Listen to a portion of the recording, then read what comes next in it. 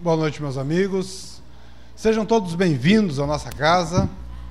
Hoje, quarta-feira, estamos aí reiniciando todos os grupos de estudo essa semana.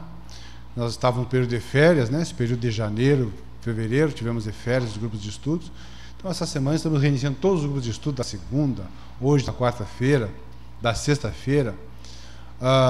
O final de semana, agora, a evangelização, domingo, às 9 horas temos o lanche para as crianças, depois tem a parte de arte, e das 10 às 11 tem a evangelização para as crianças dos 3 aos 12 anos.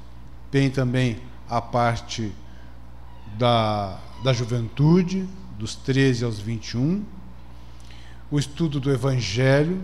Então a pessoa vem e traz a criança e já fica no grupo de estudo do Evangelho, que é no mesmo horário, das 10 às 11 da manhã, no domingo.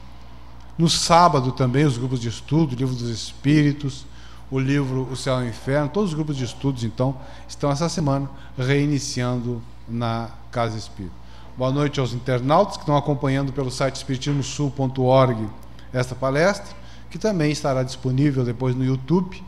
Você digita lá Paz em Jesus Uruguaiano no YouTube, e está lá todas as palestras do Paz que estão gravadas lá. Para darmos continuidade às atividades da casa, então, nós vamos agora para a parte da exposição doutrinária, onde convido a todos para juntos fazermos a prece de início. Neste momento em que aqui estamos reunidos, que o nosso pensamento, depois de um dia de intensas atividades, acerena-se, buscando a Deus encontrar-te nesta sintonia íntima para as questões espirituais da vida. A Jesus, nosso irmão maior, nosso mestre, guia e modelo nesta nossa jornada. Aos bons espíritos amigos, ao diretor espiritual desta casa, nosso irmão Bezerra de Menezes, para que nos inspirem, auxiliando-nos a compreensão do que nos diz o Espiritismo, para que essas informações nos ajudem nesta nossa caminhada terrena. É nesse desejo que, em nome de Deus, de Jesus e desses benfeitores amigos, nós iniciamos esta atividade. Gostarmos, simpatizarmos com algo ou alguém. Esta sintonia que fazemos, esta ligação, que às vezes nós dizemos assim, mas eu conheci fulano e simpatizei com aquela pessoa. Simpatizei de cara. Ou seja, há uma ligação mental. Há uma concordância de ideias. Há uma afinidade com aquela pessoa. Então, eu gostei de cara, eu simpatizei. Quando há esta afinidade, e que pode permanecer por uma vida toda, ou não. Pode permanecer por muito tempo, ou não. Esta simpatia, a tal ponto que Allan Kardec vai perguntar no Livro dos Espíritos, na questão 303, 2 espíritos simpáticos podem deixar de sê-lo? E os espíritos vão responder sim, desde que um seja preguiçoso.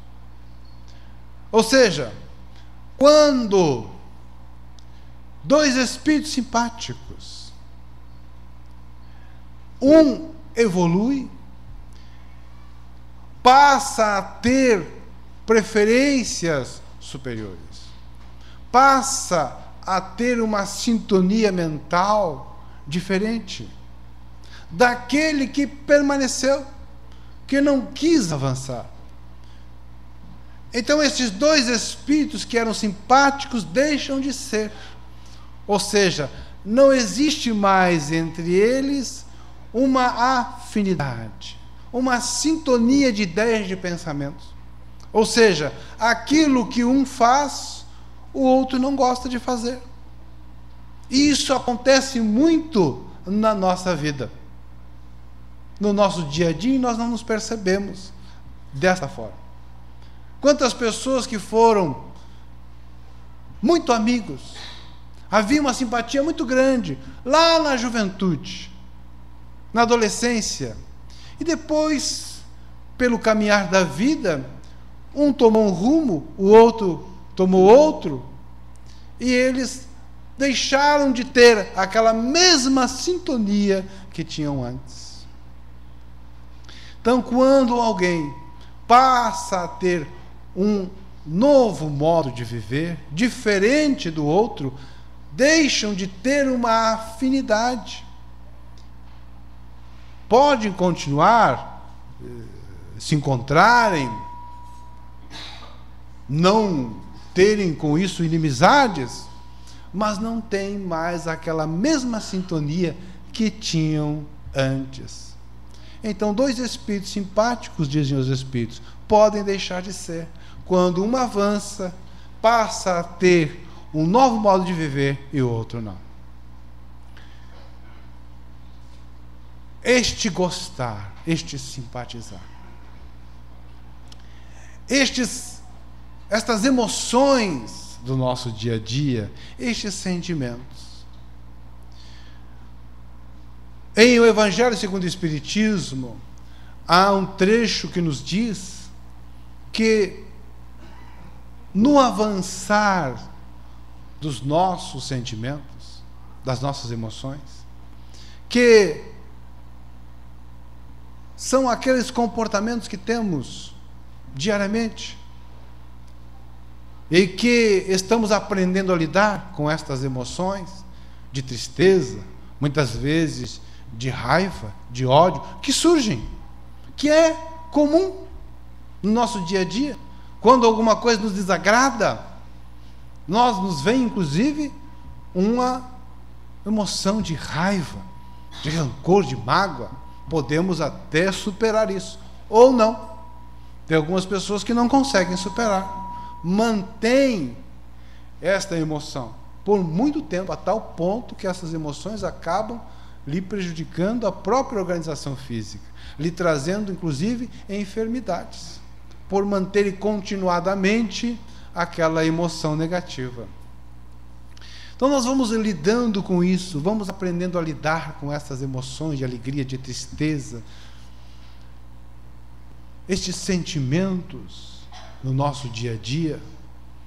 E quando chegamos, dizem os Espíritos, a conseguir esse autocontrole,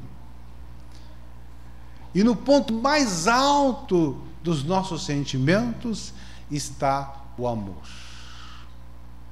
Este amor, em que Jesus nos disse que devíamos nos amarmos ao nosso próximo como a nós mesmos. Ou seja, ele coloca aí uma condição de amarmos o próximo como a nós mesmos. Disse que havia uma senhora e ela era respeitada na comunidade pela sua sabedoria. E ela está na rua procurando algo. E aqueles que a conheciam diziam: o que procura? Que nós vamos ajudá-la. O que está a procurar aqui na rua? Que nós vamos ajudá-la. E ela disse: não importa o que procuro, não importa o que perdi. E eles pensaram: será que esta senhora já está com algum problema mental? Ora, não importa o que perdi, está procurando algo que não importa o que seja. Como assim, dizem eles? Como não importa o que está procurando? Como é que nós vamos achar algo que não sabemos o que é? Então disse ela: se fazem questão de saber, eu perdi uma agulha. Ah, bom. Então agora sabemos o que estamos procurando. E seguiram procurando a agulha aqui e ali, e nada de achar. E aí eles olharam assim a rua, e era uma rua larga. E eles perguntaram: mas aonde a senhora perdeu? E ela lhe disse: não importa onde eu perdi.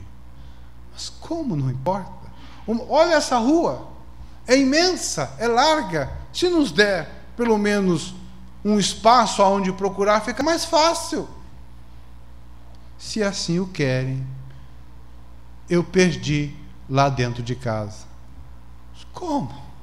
Nós estamos procurando aqui na rua e a senhora perdeu lá dentro da casa, por que não nos falou isso antes? E eles imaginaram: será que ela está ficando já esclerosada? Então ela disse: não importa o que se está procurando. E não importa o local. Porque nós procuramos muitas vezes no local mais claro. Porque lá dentro de casa é mais escuro, é mais difícil. Então aqui fora é mais fácil de procurar. É aberto, é claro. E assim nós fazemos. Nós procuramos fora o que está dentro. O que está no íntimo de cada um de nós. Então nós procuramos dos outros, na periferia,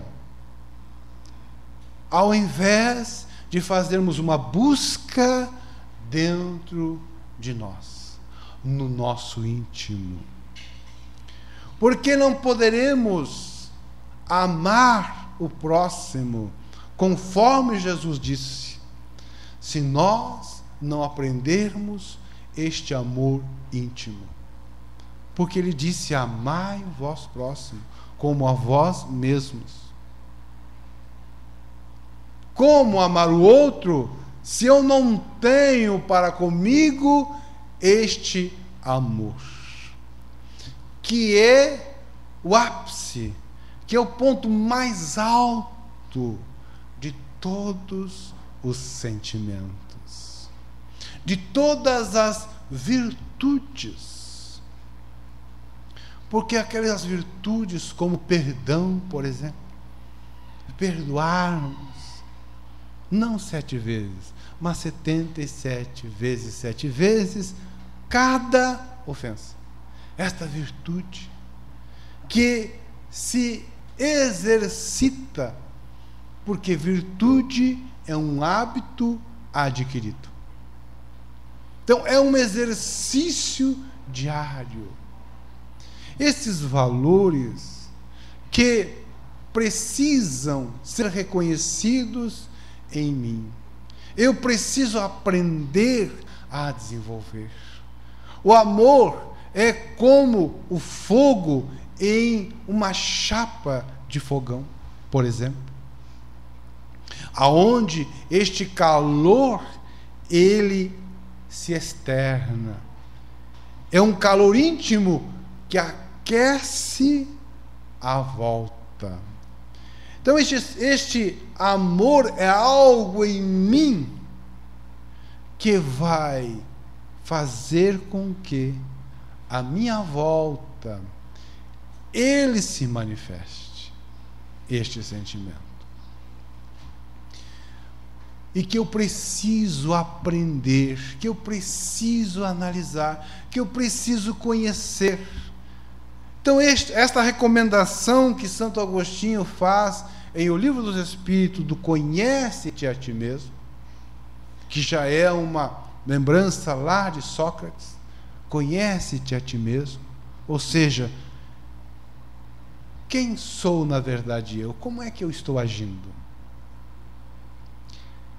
Diz que um príncipe foi visitar aonde estavam os prisioneiros.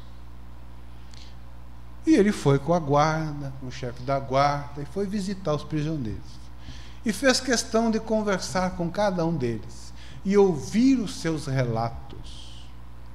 E ouvindo um ou outro, lá um diz assim: eu estou aqui preso, mas eu sou inocente. Foi um engano. Eu estou sendo acusado de algo que não fiz.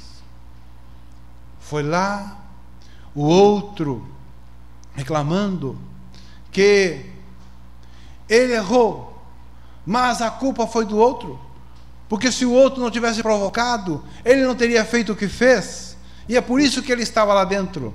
E assim ele foi ouvindo um outro, até que chegou a um, e este disse assim para ele: eu estou aqui porque sou culpado. Eu não fui capaz de me conter e cometi um assassinato. E eu mereço estar aqui. Disse o príncipe ao carcereiro: liberte esse homem, porque ele está contaminando aos outros que estão dizendo a verdade. Ou seja, precisamos reconhecer os nossos erros para aprendermos a amar. Porque se não reconhecermos os nossos erros, se não fizermos esta viagem íntima e assumirmos estes nossos erros, assumirmos as nossas falhas, nós jamais a trabalharemos em nós. Por isso mesmo que quando desencarnamos, dificilmente reencarnamos logo em seguida. Nós passamos, como dizem os espíritos, um período na erraticidade, no mundo espiritual, que leva um determinado tempo. Pode levar alguns anos ou até séculos antes de reencarnarmos de novo. Porque precisamos fazer uma análise da nossa encarnação. Aonde erramos? Os nossos erros. E nos arrependermos, ou seja, sentirmos vergonha de termos agido daquela forma. Para então estarmos preparados para uma nova experiência. Porque senão voltamos e repetimos tudo de novo.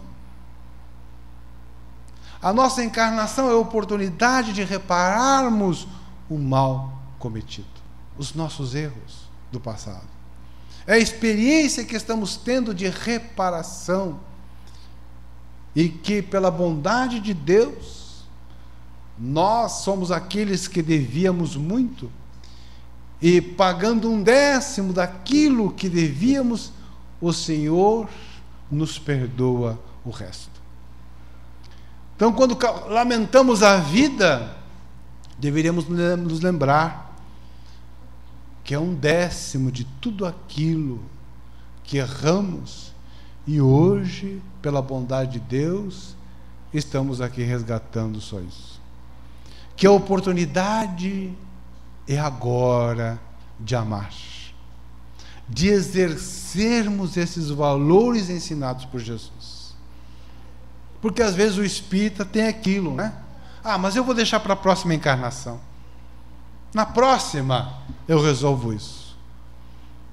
Só que realmente vai haver uma próxima encarnação. Mas na próxima encarnação nossa vai ser aonde? Vai ser no Brasil, será? Ou vai ser num daqueles países em guerra? Ou vai ser naquele continente africano, onde as crianças estão morrendo de fome, as pessoas estão morrendo de fome, não têm o que comer? Ou a próxima encarnação eu virei com um corpo doente e não terei a mesma condição que eu tenho hoje. Eu não sei como vai ser a minha próxima encarnação, porque a encarnação que eu tive para resgatar o meu passado e aprender esses valores ensinados por Jesus há mais de 2000 anos é agora. Eu tenho que viver esta vida como se ela fosse única, no sentido de exercitar esses valores. Jesus disse: se te apresentares ao altar e tiver alguém que tem algo contra ti, vai primeiro e reconcilia-te com teu irmão. Então, se alguém tem algo contra mim, se existe uma mágoa, eu devo reconciliar-me enquanto é tempo. Enquanto estou encarnado, eu devo aprender a perdoar enquanto estou aqui na escola, que me oferece as condições desse exercício no meio aonde eu estou. Porque no mundo espiritual, talvez eu não tenha em breve o mesmo contato com essas pessoas que eu aqui encarnei para resgatar o meu passado. Porque não existe acaso. Não é por acaso que eu estou casado com fulano, com ciclano. Não é por acaso que esse faz parte da minha família. Não é por acaso desse convívio social. Não é por acaso. Nós nos encontramos. Imaginamos. Aqui em Uruguaiana são 120 mil habitantes. E nesses 120 mil, foi por ela, foi por ele, que eu me senti atraído. Por quê? Entre tantos outros. Por que me cativou? E por que tomou conta do meu coração? Por quê? E hoje eu estou há 10, há 20, há 30 anos juntos. Por quê? Não existe acaso. Existe uma ligação anterior. Existe algo que nos aproximou. A família. Então esses valores, estes sentimentos e o amor é um exercício para que eu possa aprender e tornar hábito no meu dia a dia.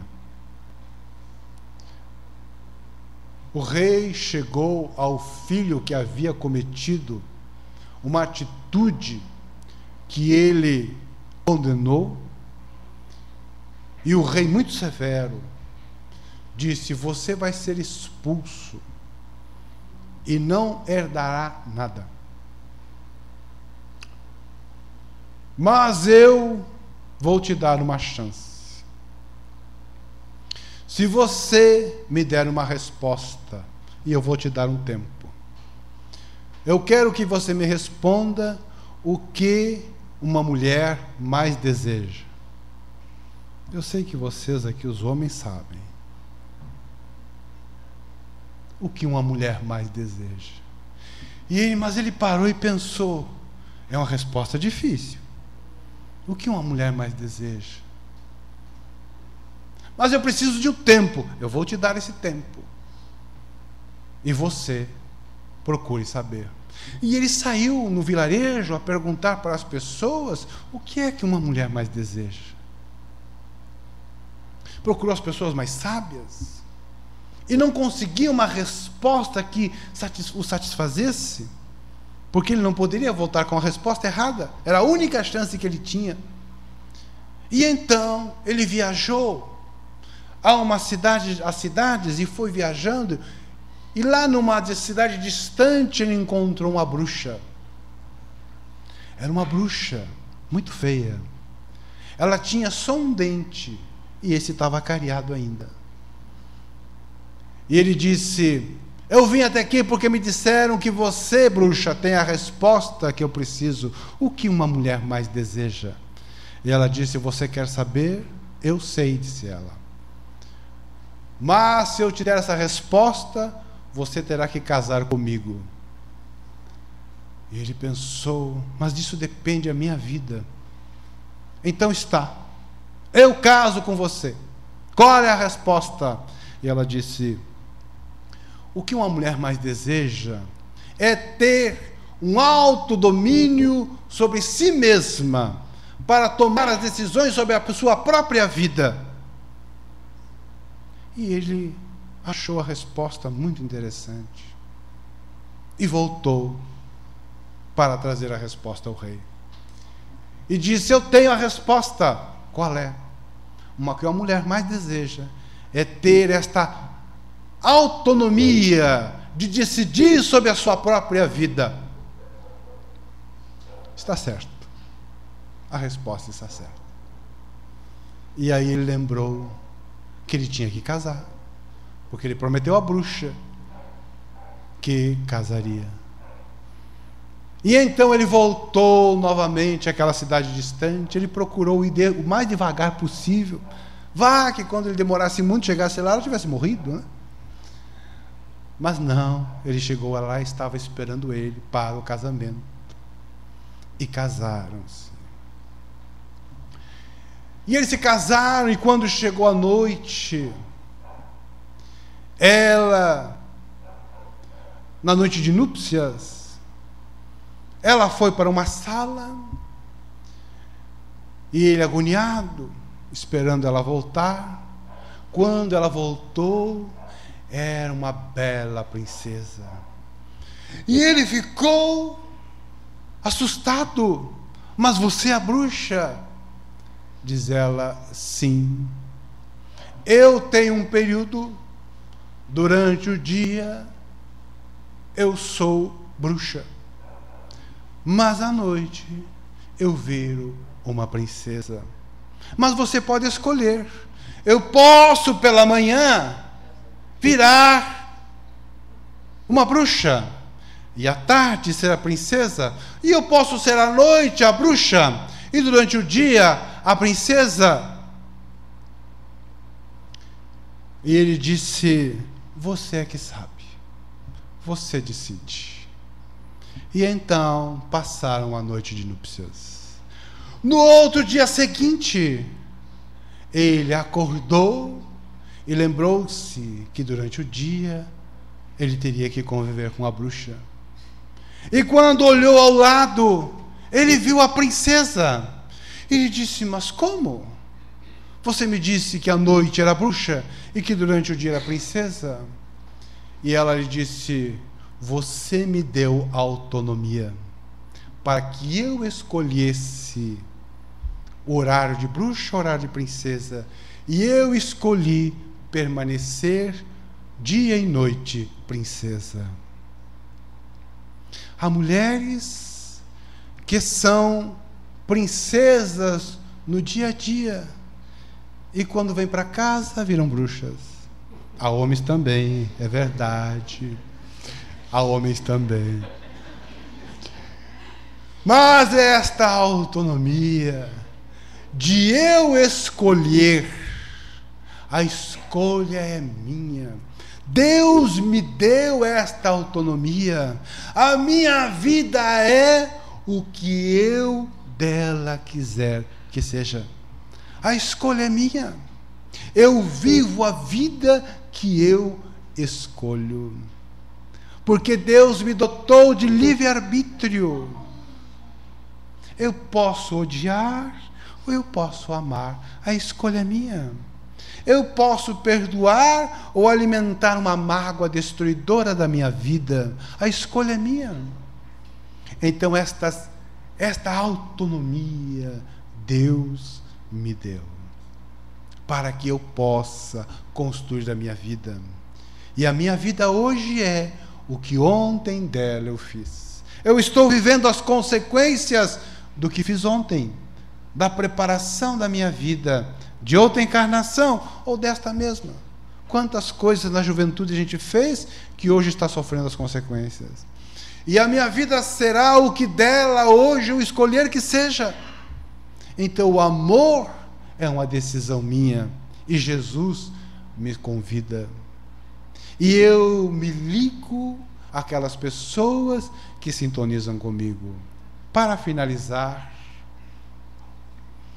era a época da guerra, e aquele menino estava com sua família, um menino de 11 anos de idade, sendo levado para o campo de concentração. E o seu irmão mais velho lhe disse, se os soldados lhe perguntarem a sua idade, um menino de 11 anos, você diga que tem 16 anos. 16 anos. E os soldados vieram, começaram a apartar. Que idade você tem? 16 anos. Vem para cá. E ele viu que a sua mãe e a sua irmã foram apartadas para o outro lado. E ele então correu e abraçou a mãe e disse, eu quero ficar com você. E ela disse, não. Volte para lá. Eu vi que ela tinha uma lágrima nos olhos, mas obedeci e voltei. Fomos levados para o trem. Fomos levados para o campo de concentração. E lá ficamos. Trabalhávamos. Passávamos muita dificuldade. Eu, com 11 anos de idade, muito magro. Certo dia, era tarde, e eu saí para o campo, à beira da cerca, onde havia uma pequena estrada que passava e vinha uma menina.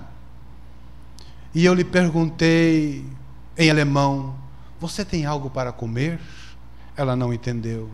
Então eu lhe perguntei em polonês: você tem algo para comer? E ela tirou da sua sacola uma maçã e me jogou. Eu saboreei aquela maçã. Há muito tempo não saboreava uma fruta daquelas. E ela disse: amanhã eu volto.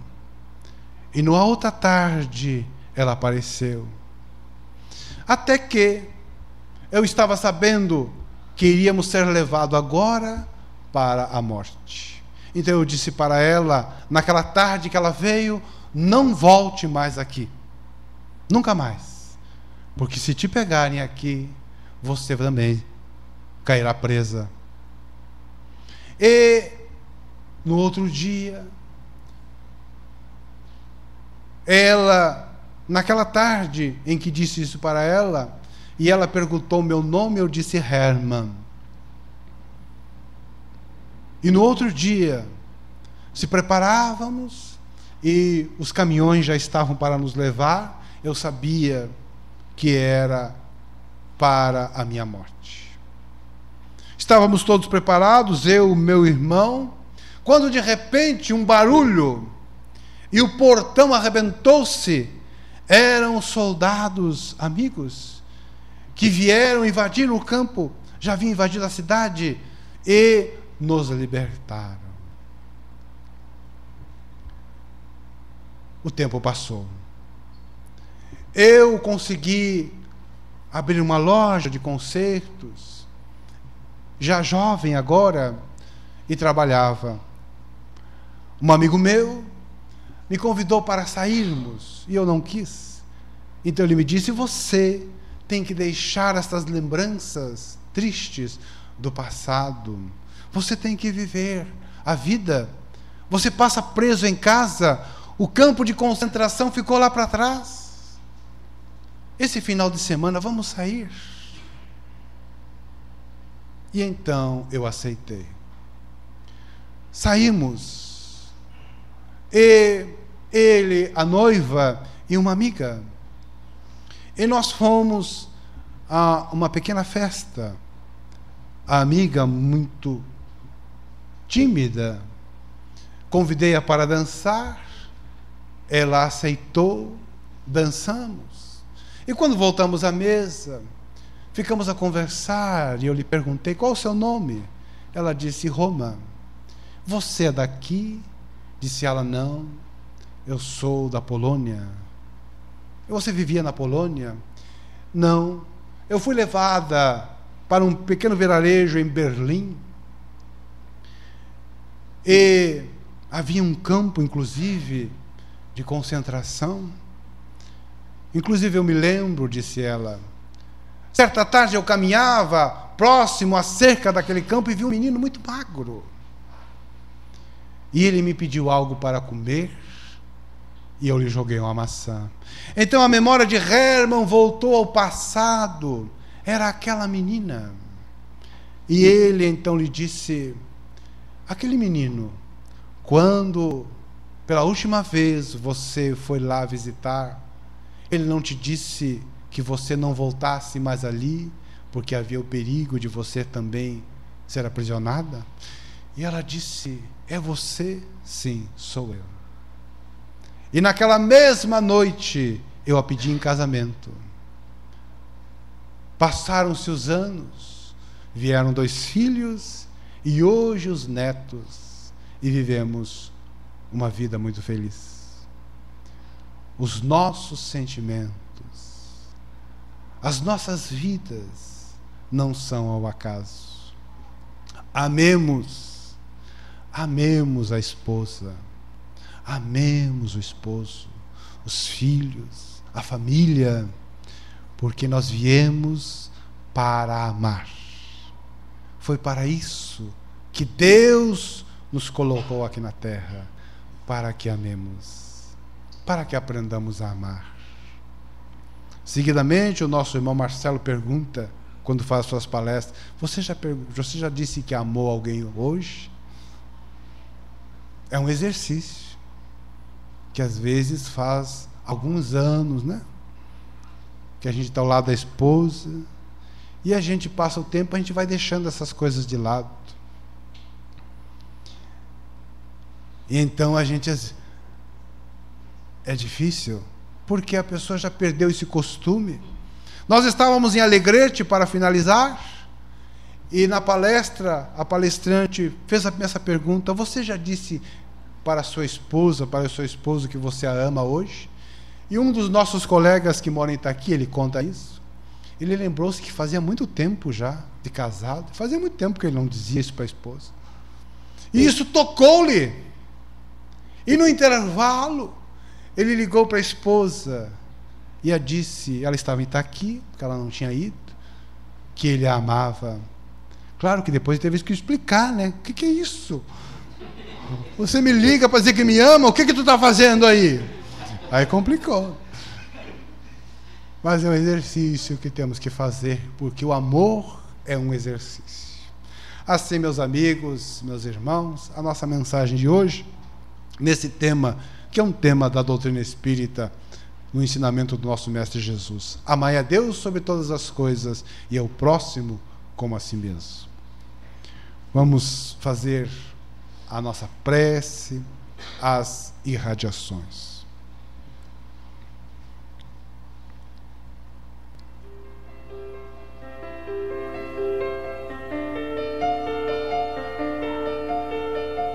Neste momento, ó Deus, que aqui nos envolvem espíritos amigos, amores de nossas vidas, aqueles que muito nos amaram e nos amam, e que seguidamente nos visitam, porque a morte não nos separa. Estes amores que guardamos e que nos são tesouros que jamais o ladrão há de roubar.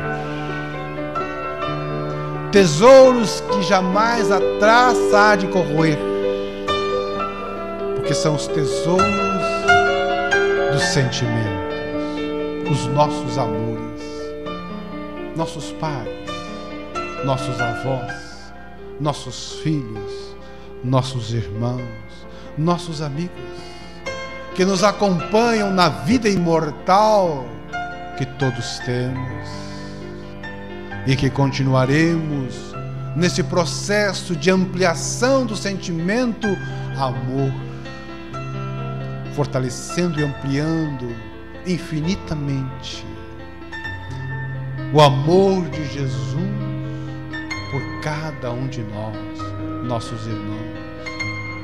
O amor vosso, ó Deus, por todos os filhos.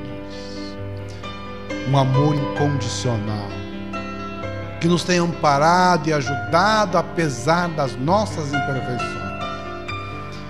Que aprendamos com Jesus a amar. Amarmos a nós, amarmos ao nosso próximo. Que possa no Senhor envolver nessas vibrações elevadas a nós, a nossos familiares e amigos. Que essas vibrações do bem se estendam àqueles que estão doentes, àqueles que estão passando por dificuldades, àqueles que retornaram à pátria espiritual. Que essas vibrações do bem envolvam a todos e nos auxiliem nesta caminhada de crescimento, de progresso, de equilíbrio. Retornamos aos nossos lares vibrando nesta paz e refletindo